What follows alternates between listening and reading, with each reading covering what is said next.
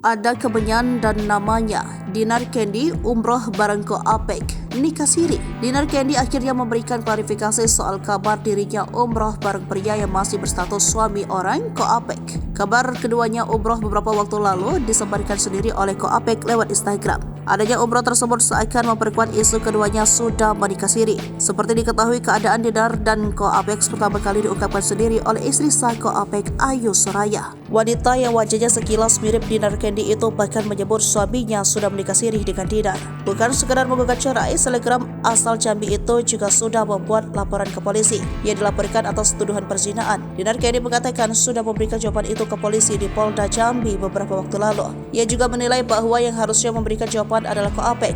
Ia pun mengaku bahwa dirinya tak bisa bicara di hadapan publik terkait benar atau tidaknya pernikahan siri antara dirinya dan Ko Apek. Menurut Dinar, jawaban itu akan jadi bahan untuk persidangan nanti sehingga ia tak bisa sembarangan memberikan jawaban soal keberangkatannya ke Tanah Suci bersama Ko Apek dalam rangka umrah. Dinar mengaku ada beberapa hal yang tak bisa ia share ke publik, namun erat kaitannya dengan hal-hal mistis yang terjadi di rumahnya.